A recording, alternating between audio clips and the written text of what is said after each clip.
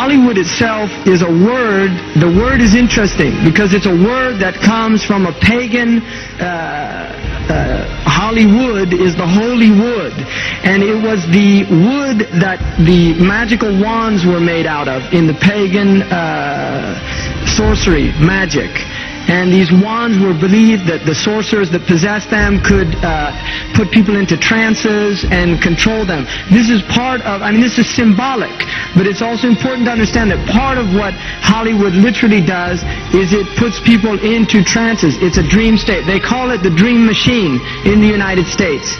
And it creates fantasies for people. It puts people into these sleep. Now, one of the things is interesting that in the part of what's done in movie theaters, in darkened rooms where people watch television, is literally a trance state that occurs. So what's called suspended state of disbelief. You enter into a state, you suspend your disbelief and enter into a state whereby you begin to believe what you internally realize is imagination. It's falsehood. And people get caught up in them. People cry during films. All this catharsis that takes place in these things. Many of the films, and this is an important element in the control mechanism, is literally allow people to go and have certain type of catharsis as a purging experience, which Aristotle talks about the necessary element. One of the necessary elements of tragedy is to create this cathartic experience. And this is why a lot of the films, especially also news and things like that, they have this tragic cathartic experience of watching the tragedies of others and then feeling safe and complacent in their own experience of the suspended state of illusory well-being. So these are very intricate and sophisticated methods. Now I think it's dangerous. Although there are elements, there's concerted efforts that take place, there's also a lot of people that have similar worldviews that aren't necessarily working together in concerted efforts. But the corporate elite is a very small group of people. They really are. It's not a large group of people, and these people definitely have very powerful agendas, and they're working towards them.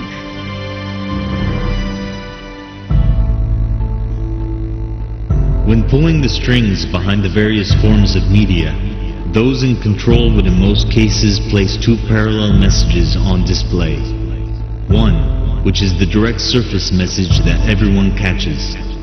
The other, however, is the deeper and more symbolic message being delivered to you. This technique is thoroughly established in the realm of Hollywood. One of the many examples of such use of dual messages is Hollywood's use of the Lady in Red, a constantly repetitive image in virtually most films. The concept of the Lady in Red plays a large role in the delivery of certain messages to the viewer. The choice of the color itself is interesting, since the color has always been associated with sexual desire. In fact, Eastern schools of spirituality, when dealing with a person's chakras, connect the color red with the sacral chakra. Basically, the lowest level where spirituality is overtaken by physical urges.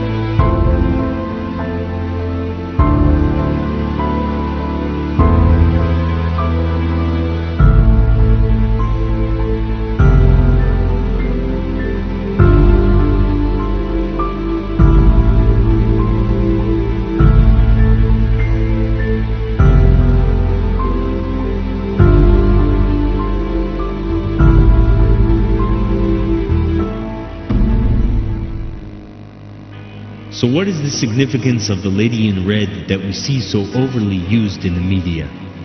This is Connie Nielsen, playing the role of the lady in red in the film, The Devil's Advocate. The film stars Keanu Reeves as an ace lawyer who is offered the chance of a lifetime to work for one of the most successful law firms in the country.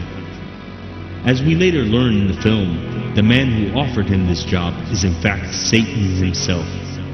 One of the ways in which Satan wins over Reeves' soul is through Connie Nielsen's character, the lady in red. She is, in the end, his weakness. The lady in red represents a more exciting life. She is a distraction from the straight path. She is everything we've been told that we want. She can make us believe that having her will make our life better. But will it?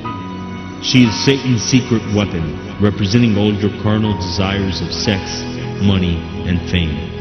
Through her, you will choose temporary pleasures above heavenly ones. Through her, Satan will win over your soul.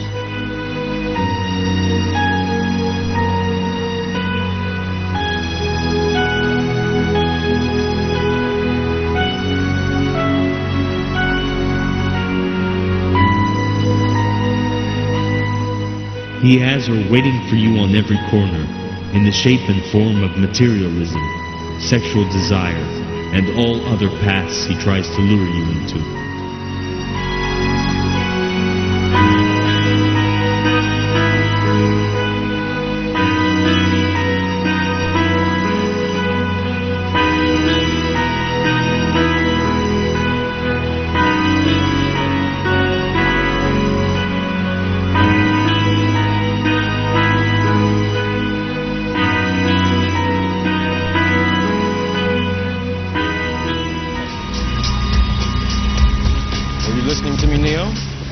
Or were you looking at the woman in the red dress?